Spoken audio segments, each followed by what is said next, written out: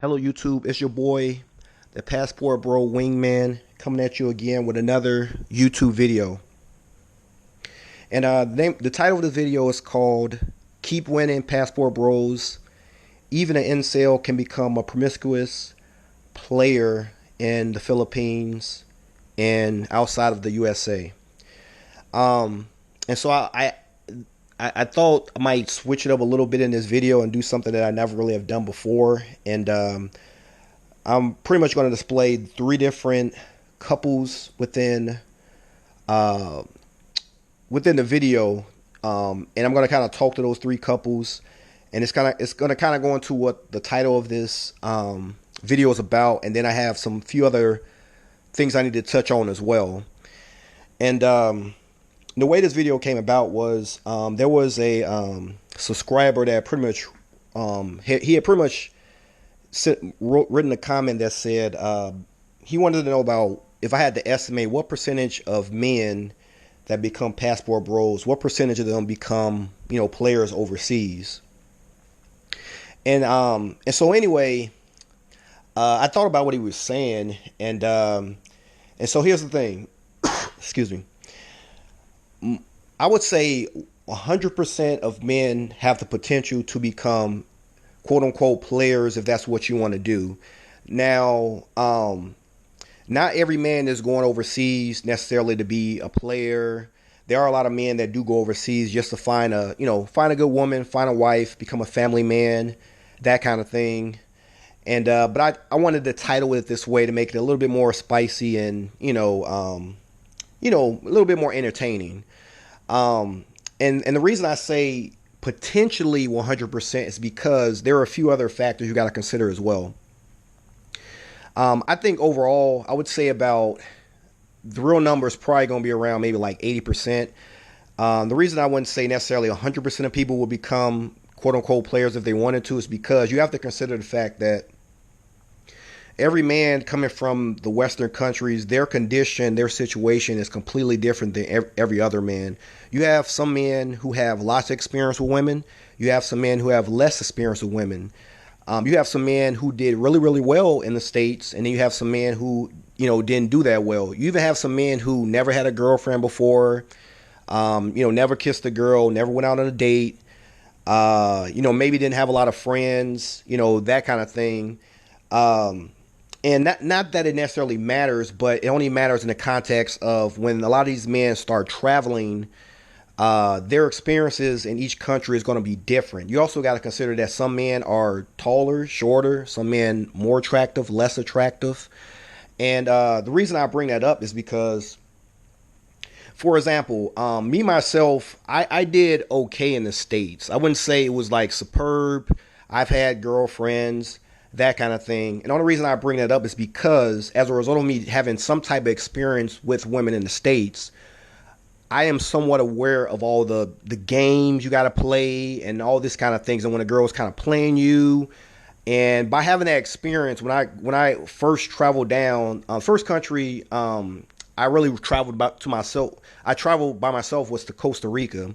So when I went down to Costa Rica, when I was dealing with some of the women there, to some degree, women are women. They are a little different, but the point is you can kind of tell, me personally, for just experience, when a woman is really into you and when a woman is kind of trying to get over on you, and then, and when a woman is completely disinterested in you. And I say that to say there is a percentage of men that, because they've never really had a girlfriend or not had really many experiences, when they come in contact with these women, especially the ones that particularly play games, here's the thing. This is going to be some of their first interactions really dealing with these type of women. And they're, to some degree, unaware that although there are a lot of good women in these countries, you need to be aware that there are women as well that have no problem taking advantage of men. So what I'm saying is, to a lot of us men who are seasoned, we're very much adapt to seeing these games when they appear and how to avoid them and what type of women we need to avoid, and when there's a woman trying to be a predator. But there are some men who are not. And the problem I have is that sometimes these men on their first trips out of the country, they're having interactions with these types of women. These women are running over them, sometimes taking advantage of them, trying to get as much money out of them, making them pay, take them to extra places, spend a whole lot. And if they're not careful, the thing is they're gonna wind up with a broken heart. That's the biggest thing. And the thing is, what I don't want to happen is a lot of men who watch my videos, like I'm particular to men who are a little less experienced. I don't want you to just watch the videos and immediately jump on a plane. You go to some of these countries, you interact with some of these women who are very seasoned dealing with men, and you wind up getting taken advantage of. Then you want to blame the passport bros or myself and say we kind of pinned you this false dream about the women there, and then you have a bunch of men now turning against us saying that we're lying, this is a scam, all this kind of stuff. So what I want to kind of do is give you some quick tips you can kind of do, and I might have to make another video as well about this. So anyway, let me start with the picture just to get through that, and then I'm going to touch back on this area as well, and I'm going to help the men as well. Maybe you have a little less experience, or even someone with more experience. I'm going to kind of teach you how to kind of navigate so that you get the best enjoyment when you visit these countries. You interact with the right type of women that are going to treat you well, and you don't end up with a broken heart or bad experience. So the reason I brought these three couples together was to show you that all three of these men, there was a huge age gap between the women they're dating with, and I did that to show you that. And these, in particular, two of the men, they got their wives from the Philippines. David, the bald guy, I hate to reference him like that, but he got his wife from Thailand. And I chose these couples in particular to show you that my recommendation for somebody that has never been outside of the United States, and particularly, is just looking for love. You're just looking for a wife. You're just looking for a girlfriend. You never had that experience, so your heart is really into looking for the connecting with a woman. You're not like on the other end of the spectrum of men where they're like myself. When I was just coming out, I didn't necessarily want to settle down. I wanted to date and travel and meet a whole bunch of different women. So my mentality was a little bit different. So I'm not necessarily going out there with my heart, wearing my heart on my sleeve, for a woman to kind of take advantage of it. So for those men who are looking for that, I would definitely recommend your first country to go to is either the Philippines or Thailand. And I say that because the women there, as far as like the height, stature, they tend to be shorter, which is why I think you'll be, especially for a man that doesn't have lots of experience or is particularly has experience but is kind of shy. I think it really works for you because the women there are going to be, they tend to be themselves. Not all of them. I don't want to stereotype, but they tend to be a little bit shyer. They tend to be a little more soft-spoken, very, very, very feminine, very warm and open to foreigners. And for that reason, it's very easy to start a conversation with them. I don't think you'll be intimidated at all. They're very easy to talk to. If they are not interested, you're going to get a very, very, very polite response. It's not going to be mean-spirited or anything like that. And I think once you just approach a few of them, or even if you're not approaching them, just dealing with a few of them, let's say like at a restaurant, maybe you talk to a waitress or something like that, I think you will feel very confident going out and just, picking up some of the Thai women or Filipinas there. And I think you'll have a wonderful time, and you will easily find a girlfriend. And as you've seen in the photos, for example, the first guy, his name is Mark. The first white guy, his name is Mark, and in that photo, he's 58 years old. The woman he actually dated and then married was 19 years old, which shows you that even in that country, they don't care about huge age gaps. Although a lot of people don't recommend you date women with such a huge age gap, but he still was able to make it work. He brought her back to the States. He got married. Unfortunately, I found out recently after about 6 years or so, they wound up getting divorced. But however, I only brought it up to show you that even at an older age, you can still do really, really well in the Philippines. I'm not a gay guy, but Mark kept himself up really, really well. He took care of himself. So he went to the Philippines, met a girl who's literally 19. That's about what, almost a 40 year age gap, and still was able to bring it back to the States, marry her, and then also the next couple, as I was showing you before, David, the other white guy, he's 48. The woman he married is 24. They're still together, and that's about a 24-year age gap. And you can see their interaction. They're on 90 Day Fiance. They seem very much in love. They're very supportive.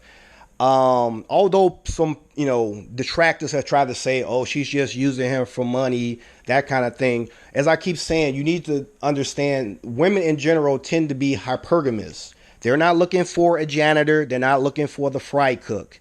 All in the video they use when they show Annie is all she said was, if you can't take care of me, I'll leave. And what she basically saying is, because here's the thing about, they don't know about David. He was unemployed. He had no job. He was living with a friend. That's why she said, I'll stay with you as long as I can to see if you can take care of me. But if you can't, I got to leave. That makes sense. What American woman is going to stay with a guy who lives in another guy's basement or apartment and has no job? American women are not dealing with it. Thai women are not dealing with it. No one is dealing with that. She can deal with that in her own country. That's what she was saying. But if you look throughout the whole thing, she cooks for him. She's looking after him. And in spite of him being unemployed, she still supported him. That's what people were not getting about the whole situation. And then the last couple I wanted to show you was Tariq and Hazel. Tariq is 46 and his wife is 28. They met in the Philippines. They seem madly in love. She supports him. She was even open to him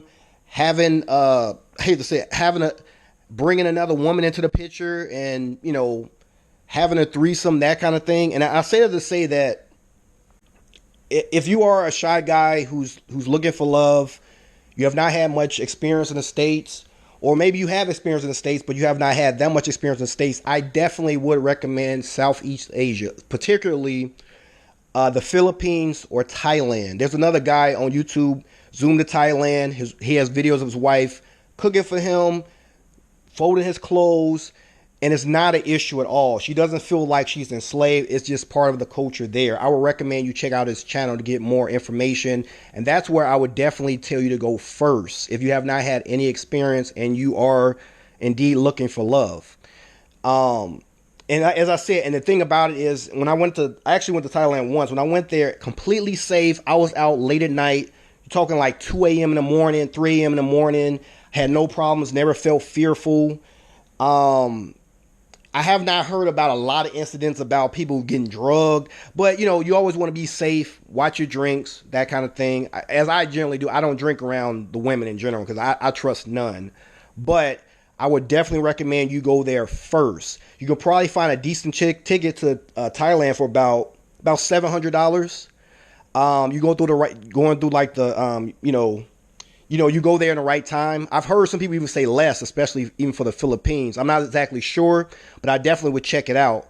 Now, I would recommend you go there first, get your experience in, and then once you get a little bit more savvy, a little bit more seasoned, then I would definitely recommend you go down to some of the South American countries, particularly Brazil, Colombia, the DR, Peru, those countries in particular. And that's why I would say for the other types of guys who maybe you're not necessarily looking for love, you were kind of seasoned in the States, you have had you had your girlfriend here or there, some of you have been previously married, so you're not necessarily looking forward to just finding a girl and settling down. You kind of want to play the field and date. Well, definitely South America is going to be your oyster. Very easy to go down there. One of the ways I've met a lot of women is using apps such as, Badoo, Tinder, Latin American Cupid. You got to be very, very careful. There are scammers on these sites. There are men posing as women trying to get money. There are women on there who are gold diggers trying to get you to send them money. Sometimes guys get tired of this, which is why a lot of guys, even on my subscribers, would say don't even use apps at all. They would prefer to do cold approach, which Austin does as well. Go to these countries, as I said before, Costa Rica, Dominican Republic, Brazil. Go around, approach women. One guy, the strategy that he uses is that, he just asks for direction. If the girl seems very interested, then he he starts asking her for a number and to go out and that kind of thing. The women there are very, very polite. Like I said, if they're not interested, they'll let you know. It's not going to be in a mean-spirited way like it is in the States. You will be perfectly fine. Another way for shy guys, or even guys in general, let's say like you're listening to my podcast and you're like, well, I've tried to use the apps, I haven't had no luck. I go down there. Only thing I really see is pay for play girls, which is not bad if you're just going down there for that. But some guys say, well, I want a little bit more. I want a girl who's not pay for play, and I just want to do some dating. One other thing I would recommend that a lot of guys have not really thought about is they have matchmakers down there that actually go around, they screen, and they look for women who are looking for like husbands and, dates and that kind of thing. And there's a site in particular called latinwife.com. That's a site on there where there's a guy in Barranquilla. He sets guys up on dates with some of the women there in Barranquilla. He screens them. You get to learn about the girl's background. So these girls are not pay for play. You got to pay a little fee, of course, for the matchmaking services. But that is a way for guys who are shy or guys who have not had a lot of luck doing like cold approach and that kind of thing, or seem to run into too many pay for play girls and are like, well, that's not my real thing. I would definitely recommend you do that. That definitely, there's also another site called loveme.com. There's a guy down there. He's in Medellin. He's in Cali. He's in the DR. He's in Peru. And same scenario there. There's a fee to use the services, but generally the way it works is there are a lot of like matchmaker, there's like a dinner he sets up with a lot of the girls. They come there, they meet all the available guys. You talk to the girls there, you exchange numbers, and then you kind of take it from there. That's another approach if you're having trouble, either meeting women through apps, or if you're a guy who's kind of like cold approach really isn't your thing. You're trying to find different ways to meet women. Of course, you also can take, some guys have done things like taken, have tried to, try to pretty much meet women from like other guys who've already down it, pretty much through networking. They've tried to meet women through networking, but it really depends on, your comfort level, because I know through networking, maybe the pool of women is not going to be that huge, but this is just another recommendation thing that I would recommend that you would try. Other than that, as I said before, I generally go around doing cold approach. Also, like I said, a lot of times I've used the apps. I've had me personally, I've had a decent return as far as using like the apps and that kind of thing. But I do understand that the apps do come with risks as far as your security. If you do use the apps, as I said before, never send anybody money. Never meet the girl at the location she sets. You always set the location. You don't know if this girl's trying to set you up to be robbed. You don't know her. She is a stranger. And so I probably have another video about as far as, actually meeting some of the women to kind of help you out, because I don't want to keep this video too long. But that's all I really wanted to say about this video. Please subscribe to my channel. Please hit the thumbs up. Please hit the notification bell. And, guys, be safe out there. And until next time, this is the Passport Bro Wingman signing off.